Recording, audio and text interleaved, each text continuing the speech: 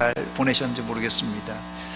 우리 교회는 2019년도를 시작하면서 성령의 열매를 맺는 성령의 사람이 되자라는 표어를 가지고 출발했습니다.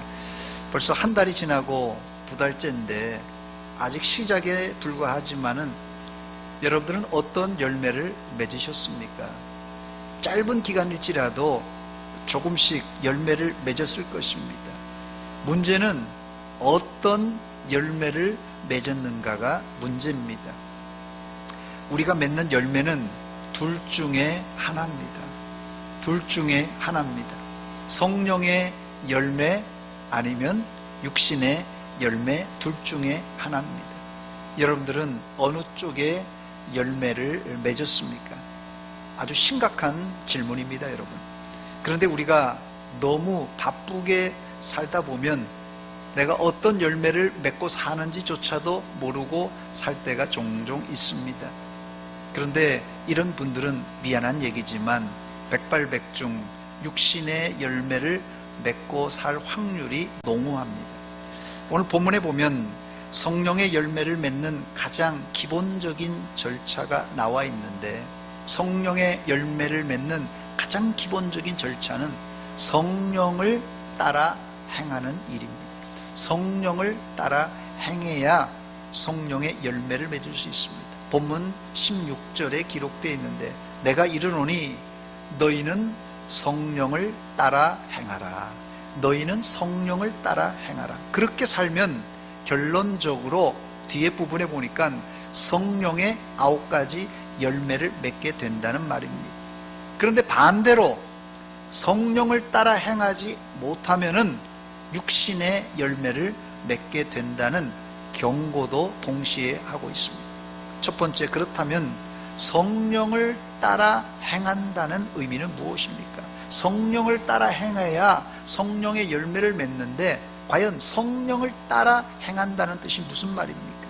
성령을 따라 행한다는 것은 우리가 전에 사용하던 이 개역 한글판 성경에 보니까 성령을 쫓아 행하라 이렇게 되어 있습니다. 성령을 쫓아 행하라. 또 세번역 공동번역이 나오는데, 공동번역에는 성령께서 이끄시는 대로 살아가십시오 이렇게 되어 있습니다. 또 세번역 성경에 보니까 성령께서 인도하시는 대로 살아가십시오. 현대인 성경에 보니까 성령의 인도를 따라 사십시오 이렇게 되어 있습니다. 여러분들이 생각할 때 가장 좋은 번역이 뭐라고 생각하십니까? 이왕이면 문장이 부드럽고 점잖은 표현이 좋겠지요. 행하라, 쫓아 행하라 이런 표현보다는 성령의 인도를 따라 사십시오, 아니면 성령께서 인도하여 주시는 대로 살아가십시오 하는 이런 권유형이 듣기 좋습니다. 그러나 성령을 따라 행하라는 단어는 헬라어로 페리파테오라는 단어인데요, 2인칭 복수 명령형 동사입니다. 그러므로 이 구절은 현대인의 성경이나 세번역이 기록된 권면이나 이 권고의 어투가 아니라 상당히 엄한 명령형으로 기록되어 있습니다. 그러므로 이 개역 성경이나 개역 개정 성경대로 성령을 따라 행하라, 성령을 쫓아 행하라는 번역이 훨씬 더 원문에 가까운 표현입니다. 그러므로 성도는 성령을 따라 행하는 삶이 선택사항이 아니라 이건 필수입니다. 이건 선택사항이 아니라 반드시 해야만 하는 순종의 문제입니다. 여기 행하라는 단어가 헬라어로 이 페리파테오라는 단어라고 말씀드렸는데, 이 단어는 이 페리라는 접두어와 또 파테오라는 단어가 합쳐져서 만드는 합성어인데요, 이 페리라는 뜻은 곁에서, 주변에서라는 뜻이고, 파테오는 걸음을 걷다 이런 뜻입니다. 그래서 이 페리파테오라는 단어는 성령과 함께 동행하다, 성령님 곁에서 걸어가다 이런 뜻입니다. 2019년 올 한 해 여러분들은 성령님과 함께 동행하는 성령의 사람이 되시기를 주의 이름으로 축원합니다. 그것이 성령의 열매를 맺는 첫 번째 단계입니다. 두 번째, 그렇다면 눈에 보이지 않는 성령님, 이 눈에 보이지 않는 성령님과 어떻게 함께 동행할 수 있겠습니까? 이 자리에 참석하신 분들은 모두 다 성령님과 동행하고 싶은 마음이 있을 것입니다. 그렇다면 눈에 보이지 않는 성령님과 어떻게 발걸음을 맞추어서, 보폭을 맞추어서 함께 걸어갈 수 있겠냐는 것이에요. 감사한 것은 하나님은 눈에 안 보이는 성령님과 함께 동행하는 방법을 우리에게 가르쳐 주셨습니다. 주석에 찾아보니까 이 성령을 따라 행하라 라는 뜻은 다른 뜻이 아니라 성령님의 지시를 받으라, 혹은 성령님의 통치를 받다, 그런 뜻입니다. 여기서 우리는 기독교 신앙이 무언가를 발견하게 되는데, 신앙생활이란 무엇입니까? 신앙생활은 특별한 것이 아니라 하나님의 말씀에 순종하는 생활이에요. 이걸 좀 더 구체적으로 풀어서 얘기하자면 성령님과 연결이 되는데, 순간순간 성령님이 우리에게 하나님의 말씀에 근거해서 우리에게 감동하시고 감화하실 때 그대로 순종하는 삶이 뭐라고요? 이게 신앙생활입니다. 여러분, 신앙생활이 특별한 게 아니에요. 순간순간 성령께서 우리에게 지시해 주시는 대로, 그 지시는 성경 말씀에 근거했다는 전제입니다. 성경 말씀에 근거된 성령의 지시, 즉 우리 마음에 감동하실 때가 있어요. 또 감화시킬 때가 있어요. 그때 그 말씀대로 순종하는 게 뭐라고요? 신앙생활입니다. 이미 우리는 예수 믿으면서 하나님의 말씀대로 살고자 서약을 한 사람들입니다. 그러나 처음 믿을 때, 혹은 세례 받을 때, 세례 받을 때니까 서약을 안 하면 세례를 안 주니까 그래서 우리가 하나님 말씀대로 살겠습니다 서약했지만, 세례 받은 이후에 그때 한 약속은 그때 한 거고, 지금은 또 내 방식대로, 내가 사는 방식이 있으니까 내 스타일대로 살고 내 스타일대로 예배하고 사는 경우가 왕왕 있습니다. 이렇게 살아도 사실 겉으로 보기에는 특별한 것이 없어요. 겉으로 보면은 이게 말씀에 순종해 사는지 아닌지 잘 모릅니다. 그러나 이런 방식은 하나님 말씀에 근거한 성령의 감동에 의해서가 아니라 내가 이제까지 했던 방식, 내가 이제까지 했던 그 스타일대로 신앙생활하는 거예요. 그 스타일대로 예배하는 것입니다. 이것은 엄밀한 의미에서 종교생활은 될 수 있을지언정 신앙생활은 아닙니다. 아까도 말씀드렸듯이 성령을 따라 행하라는 이 페리파테오라는 단어는 권유가 아니라 강력한 명령입니다. 선택이 아니라 명령입니다. 그러므로 그대로 행해야만 합니다. 이 시간 우리의 믿음 생활을 돌아보면서 이제까지 우리가 왜 신앙생활을 오래 했고 신앙생활을 열심히 했는데 왜 열매가 없는가를 돌아봐야 될 때입니다. 여기 이 자리에 계신 분들은 웬만하면 신앙생활 오래 했어요. 10년, 20년, 30년 이상 되시는 분은 많습니다. 신앙생활을 우리가 오래 했고 그냥 오래만 했습니까? 열심히 했잖아요. 신앙생활을 오래 열심히 했는데 왜 우리에게 열매가 없는가? 여러분 한번 돌아봐야 되는데 그 이유가 무엇입니까? 내 스타일대로, 내 방식대로 했기 때문에 그렇습니다. 이 시간은 이제 우리의 신앙생활을 돌아보면서 내 스타일, 내 방식을 이제 버리고 하나님의 말씀대로 순종함으로 성령의 열매를 맺는 성령의 사람들이 다 되시기를 주의 이름으로 축원합니다.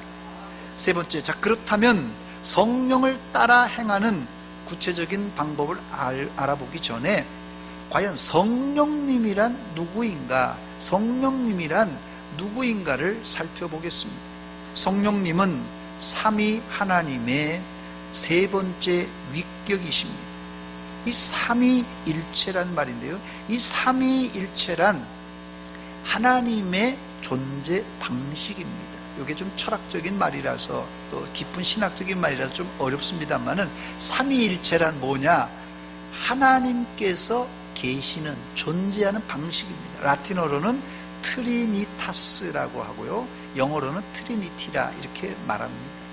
이 삼위일체란, 하나님은 성부 하나님 아버지, 성자 아들 예수님, 성령 하나님 삼위로 존재하시는데, 여기까지 아시겠죠? 삼위일체란 아버지, 아들, 성령께서 삼위로 존재하시는데, 삼위는 각각 완전한 하나님이십니다. 성부 하나님 완전한 하나님, 성자 예수님 완전한 하나님, 성령 하나님 완전한 하나님이십니다만은 나눌어지지 않는 한 본체, 한 분이시라, 이런 뜻입니다. 그러나 이런 이 깊은 신학적인 이 성령의 이해, 하나님의 이해는 인간의 이성으로는 명확하게 알 수 없는 신비라고, 심지어 신학자들도 신비라 이렇게 말합니다. 그러나 분명한 것은 삼위 하나님이 서로 인격적으로 완전히 연합하여 존재하시는데, 아버지는 아들을 사랑하시고 아들도 아버지를 사랑으로 공경하시고, 성령님은 아버지와 아들의 일을 드러내시는 사역을 하십니다. 좀 더 쉽게 말씀드리자면, 성부 하나님은 우리의 구원을 위하여서 우리를 만세전에 예정하셨고, 성자 예수님은 영원히 아버지로부터 나셔서 우리의 구속을 위해 십자가를 지셨고, 성령 하나님은 아버지와 아들로부터 영원히 나오셔서 우리 각자의 심령을 감동 감화하심으로 구원을 우리 각 사람에게 적용하신 하나님이십니다. 이런 교리는 억지로 만들어진 교리가 아니라 성경의 여러 구절이 이런 삼위일체를 뒷받침해주고 있고, 역사적으로도 사실 이것 때문에 초대교회 때 논란이 많았습니다. 여러 차례 그래서 종교회의를 거쳐서 검증된 교리가 이 삼위일체 교리입니다. 역사적으로 주 325년 니케아 회의, 381년 콘스탄티노플 회의, 그리고 451년 칼케톤 회의에서 이 삼위일체 교리가 확정되는데, 니케아, 콘스탄티노플, 칼케톤이라는 것은 도시 이름입니다. 서울에서 했다고 서울 성명 이런 식으로 니케아, 콘스탄티노플, 칼케톤이라는 도시에서 이 주교들이, 이 신학자들이 모여서 이 100년 이상 논쟁 가운데 확정된 교리가 삼위일체의 교리입니다. 그러므로 우리는 이 삼위일체 교리를 믿음으로 고백해야 할 것입니다. 우리가 예배 때마다, 오늘 예배 앞전에도 사도신경을 고백했는데, 이 사도신경이 성부 하나님, 성자 예수님, 성령 하나님에 대해서 잘 기술되어 있는 삼위일체 구조를 가지고 있습니다. 자, 네 번째, 그렇다면 눈에 보이지 않는 성령님을 우리가 어떻게 인식할 수 있을까요? 성령님이 눈에 안 보인다고 크게 걱정할 것은 없습니다. 여러분들이, 우리가 호흡할 때 공기를, 산소를 들이마시고 이산화탄소를 내뱉는데, 아이고 여기에 산소가 없을까봐 오늘 일어나서 걱정한 적이 있습니까? 예, 우리 눈에 안 보여요. 공기가, 산소가 눈에 안 보이지만 걱정하지 않잖아요. 그거와 마찬가지로 성령님이 우리 가까이, 아니 우리 안에 계시는 분이십니다. 그래서 고린도전서 3장 16절에는 우리 몸은 성령님을 담고 있는 그릇, 성전이라 이렇게 말했습니다. 너희는 너희가 하나님의 성전인 것과 하나님의 성령이 누구 안에요? 너희 안에 계신 것을 알지 못하느냐 그랬어요. 또 우리 안에 계신 성령님은 우리를 떠나지 아니하시고 우리 안에 영원히 머물러 계신다고 약속했습니다. 요한복음 14장 16절 보니까 내가 아버지께 구하겠으니 그가 또 다른 보혜사를 너희에게 주사 영원토록 너희와 함께 있게 하리니 그랬습니다. 물론 우리 안에 계신 성령님은 때로는 근심하시거나 슬퍼하시기도 합니다. 에베소서 4장 30절에 보니까 하나님의 성령을 어떻게 하지 말라고요? 근심하게 하지 말라. 하나님의 성령님을 근심하게 하는 사람들이 있다는 것입니다. 심지어 내 안에 계시는 성령님은 우리가 제대로 기도를 못할 때 탄식하십니다. 탄식하셔요. 아이고, 기도도 못하네. 신앙생활을 오래 했는데, 혹은 기도를 안 하네. 탄식하셔요. 로마서 8장 26절입니다. 이와 같이 성령도 어떻게 한다고요? 우리의 연약함을 도우시는데, 어떤 걸 도우는 줄 아세요? 우리는 마땅히 기도할 바를 알지 못하나 오직 성령이 말할 수 없는 탄식으로 우리를 위하여 친히 기도하시고 간구하신다고 말씀하고 있습니다. 또 성령님은 우리 눈에 안 보여도 우리 안에 계시며 영원히 떠나지 않는다고 약속하셨고, 기쁠 땐 같이 기뻐하시고 슬플 땐 근심하시고 탄식하시는 우리의 보호자, 보혜사가 되십니다. 요한복음 14장 26절에 보니까 보혜사, 곧 아버지께서 내 이름으로 보내실 성령, 보혜사가 성령이라고 그랬어요. 그가 너희에게 모든 것을 가르치고 너희에게 말한 모든 것을 생각나게 하시리라고 했어요. 여기 기록된 이 보혜사는 헬라어로 파라클레토스라는 말입니다.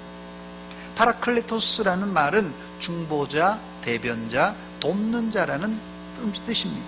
즉 성령님은 우리 곁에 늘 계시며 가만히 계신 게 아니라 자상하게 조언해 주시고, 위로가 필요하면 위로해 주시고, 격려가 필요하면 격려해 주시고, 어떨 때는 우리가 잘못될 때는 따끔하게 훈계도 하십니다. 요한복음 16장 8절입니다. 그가 와서 죄에 대하여, 의에 대하여, 심판에 대하여 세상을 책망하시리라고 했어요. 그러므로 신자라면 성령님의 음성에 귀를 기울이고 그분의 말씀에 순종할 때 비로소 우리가 성령의 열매를 주렁주렁 맺게 될 것입니다. 다섯 번째, 여러분들의 좀 더 쉬운 이해를 위해서 성령님의 인도 혹은 성령을 따라 행한다는 그 예를, 성경적인 예를 몇 가지 찾아보겠습니다. 첫 번째, 제일 좋은 예는 예수님이시에요. 예수님께서는 성령님을 따라 행하셨습니다. 마태복음 4장 1절 말씀 보니까 그때 예수께서 누구에게요?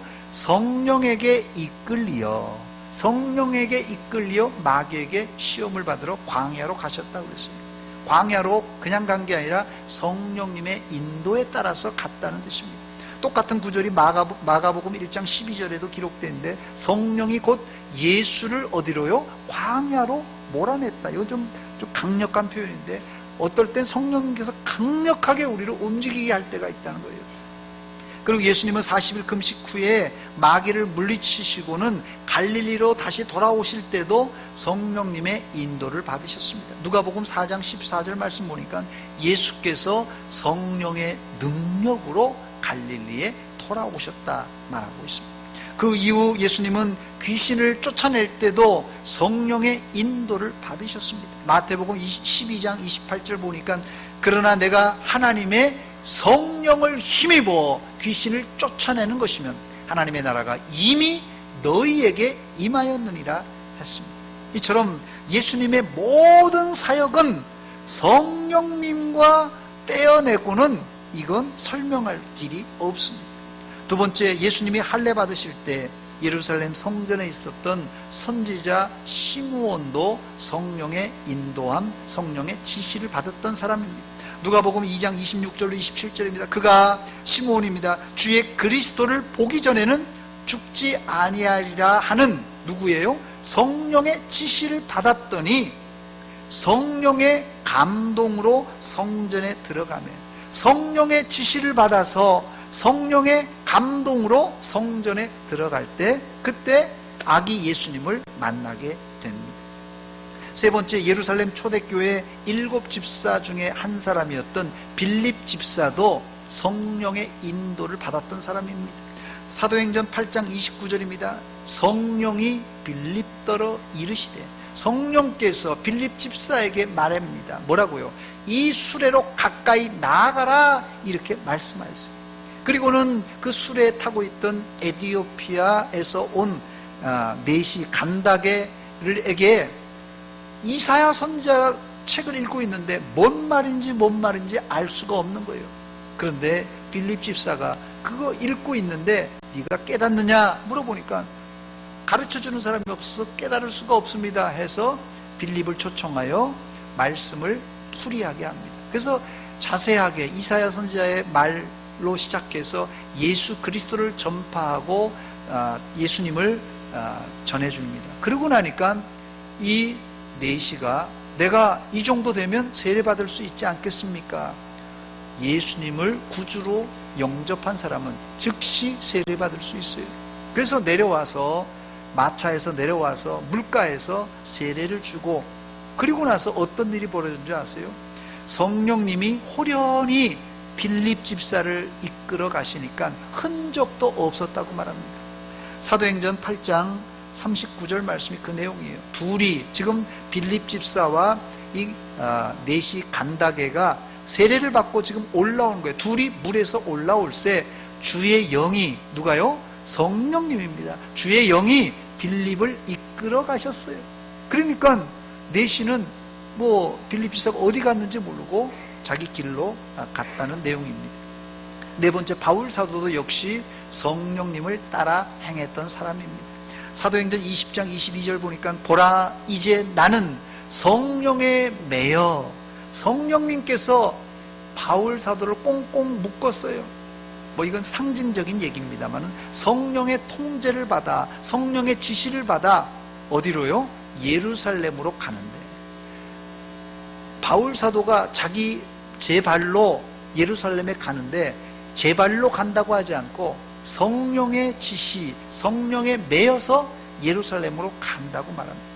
이 바울 사도의 1차, 2차, 3차, 로마 전도 여행까지 모든 발걸음이 바로 이렇게 성령에 매여서 성령의 지시에 따라서 갔던 사람입니다.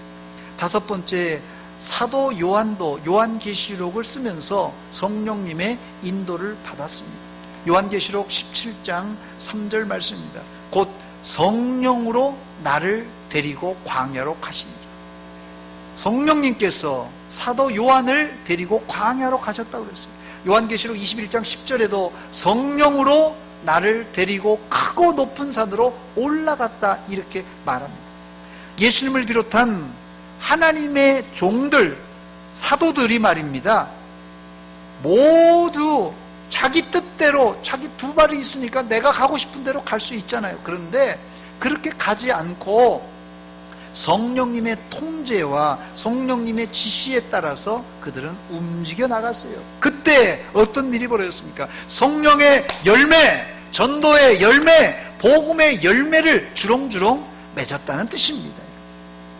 여섯 번째, 그렇다면 우리가 어떻게 이런 성령을 따라서 성령의 인도하는 삶을 살아서 성령의 열매를 맺는 성령의 사람이 될 수 있냐는 것입니다. 제일 쉬운 방법이 오늘 본문에 기록되어 있는데요. 오늘 본문에서 이 바울 사도가 갈라디아 교인들에게 소개하는데 본문 17절입니다.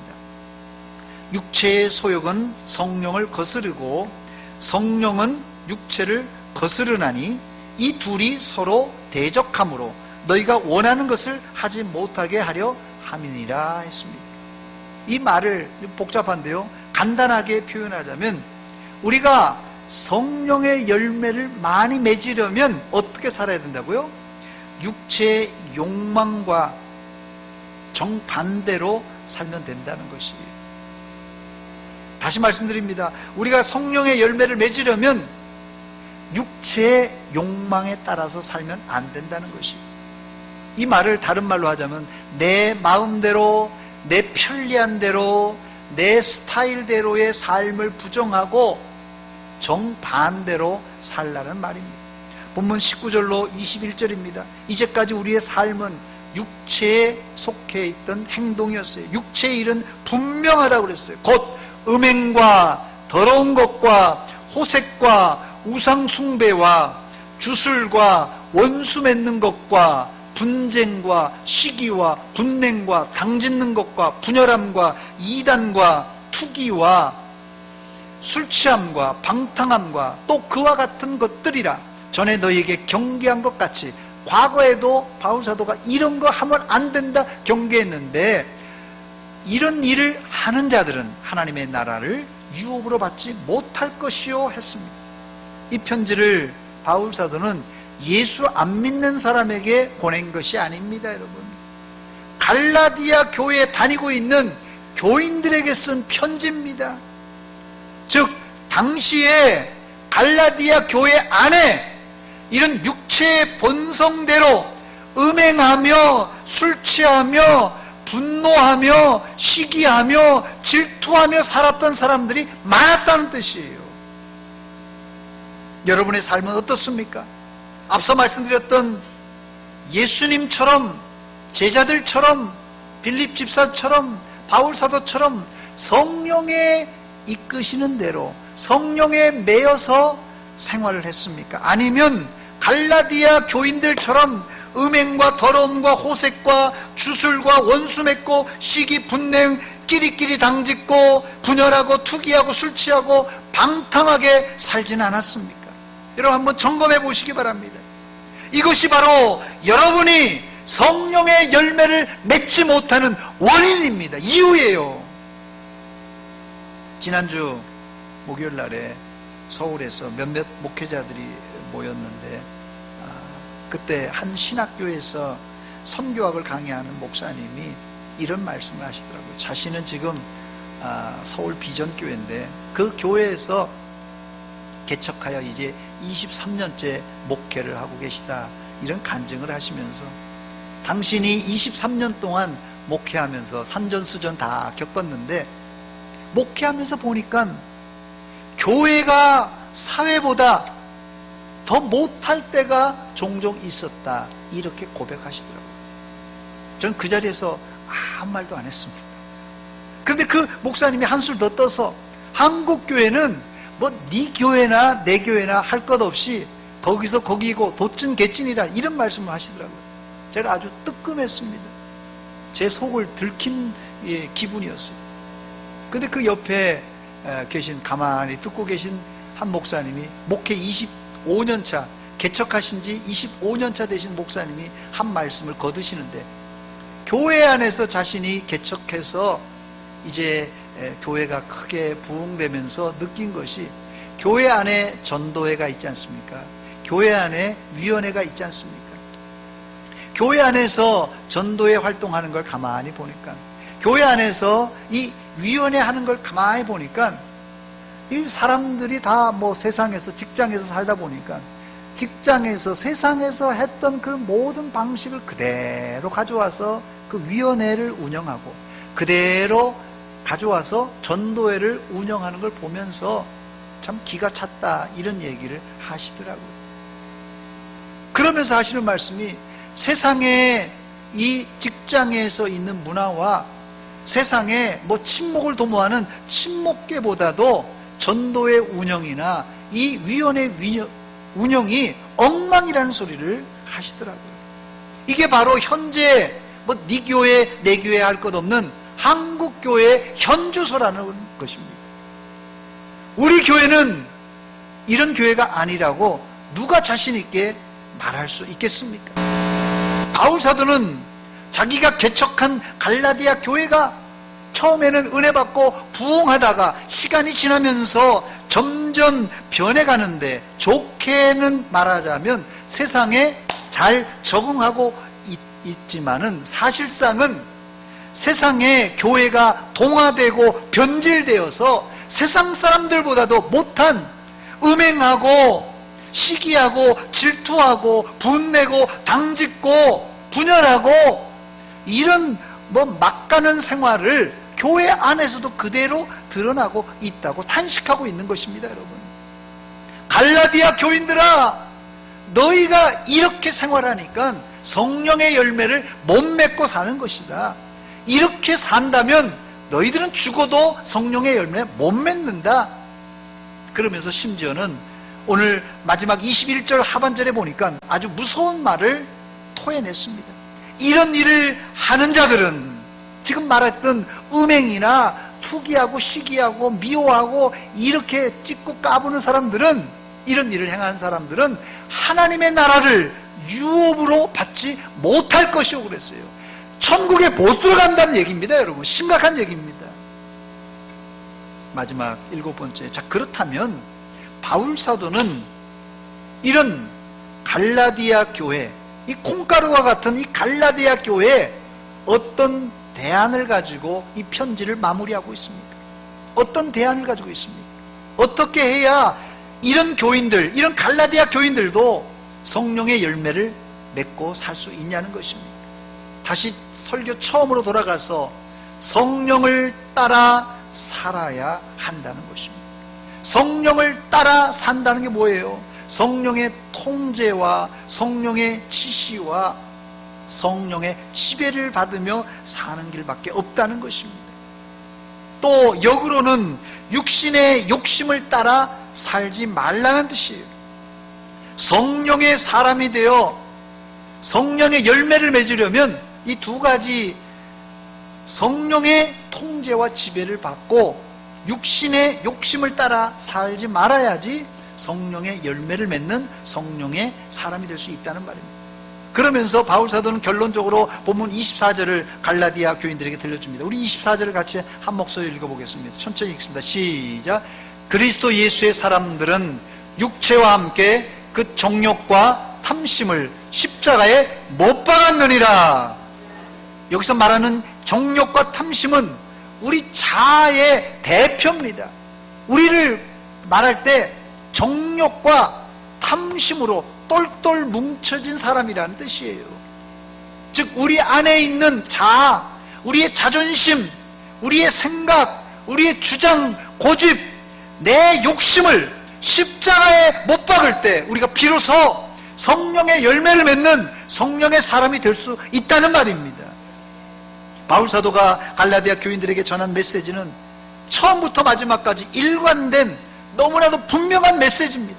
앞서 말씀드린 바울 사도는 이 앞에서 갈라디아서 2장 20절에 이미 이런 얘기를 했어요.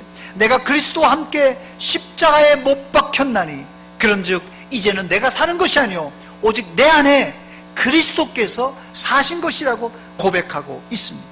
한마디로 성도의 삶은 십자가에다가 내 자존심, 내 생각, 내 욕심 그리고 내 스타일까지도 다 못 받고 예수님 안에서 믿음으로 사는 것이 바로 성령을 따라 행하는 삶입니다. 그런데 이것은 우리가 육신을 입고 있는 한, 우리가 육체로 사는 한, 한 번 우리가 십자가에 못 박았다 그리고 끝이 아닙니다. 십자가에 못 박았다가 예수님께서 십자가에 못 박혔을 때 어떤 일이 벌어졌습니까? 군병들이 조롱하고 지나가는 사람이 조롱합니다. 야, 네가 하나님의 아들이거든. 한번 내려와 봐라. 우리도 십자가에 못 박혀서 죽어가고 있는데 이게 아직까지 마지막 자존심이 안 죽었잖아요. 에이, 그냥 한번 십자가 달렸다가도 내려와서 내 멋대로 또 하다가 아이고 하나님 잘못했습니다. 또 십자가 올라갔다. 에이구 나 한번 또 이런 경우가 종종 있다는 말입니다. 여러분, 우리가 한 번 육신을 입고 있는 한 번 십자가 못 박았다고 다 끝난 것이 아닙니다. 여러분, 날마다 우리의 육체와 우리의 욕심과 우리의 욕망과 싸워야 될, 이건 영적 전쟁입니다. 여러분. 그래서 바울 사도는 내가 날마다 죽노라, 내가 날마다 죽노라 고백했던 것입니다. 날마다 내 정욕을, 내 욕심을 십자가에 못 박고 성령의 인도와 성령의 통제를 받을 때 비로소 우리 안에 나도 모르는 사이에 성령의 열매가 맺히게 되는 것입니다. 이제 여러분들은 내 정욕과 탐심을 십자가에 못 박음으로 성령의 열매를 맺는 성령의 사람들이 다 되시길 주의 이름으로 축원합니다. 축원합니다. 같이 기도하겠습니다. 이 시간 기도할 때 하나님, 우리가 오래 열심히 신앙생활을 했음에도 불구하고 열매가 없습니다. 내 마음대로 내 스타일대로 신앙생활을 했습니다. 이 시간 앞으로는 성령을 따라 성령의 통제와 지시에 따라 살겠습니다. 회개하며 결단하며 기도하는 시간 같이 기도합니다. 하나님 아버지, 이 아침에 저희들 말씀으로 도전받았습니다. 아버지, 우리가 신앙생활을 오래 했지만, 신앙생활 열심히 했지만 성령의 열매를 맺지 못하고 빈손으로 나왔습니다. 아버지, 육신의 열매, 육신의 소욕을 따라 살았습니다. 음행과 더러움과 시기와 질투와 다툼과 더러움과 악한 생각들로 가득 찼던 우리의 생각과 우리의 마음과 우리의 스타일과 우리의 모든 자아를 깨트려 주시었고 십자가에 못 박아 주시었고 이제 하나님 주님의 통제와 주님의 인도와 주님의 선한 아버지 손길 가운데 살게 하여 주시었고 이제 성령의 열매를 맺는 성령의 사람들 다 될 수 있도록 주여 역사하여 주시옵소서. 아버지 도와주시옵소서. 아버지 하나님, 우리를 한 사람도 하나님 믿으며 주님 우리를 아버지 하나님 주의 손길로 도와주시옵소서. 하나님 아버지, 이 아침에 말씀으로 도전받습니다.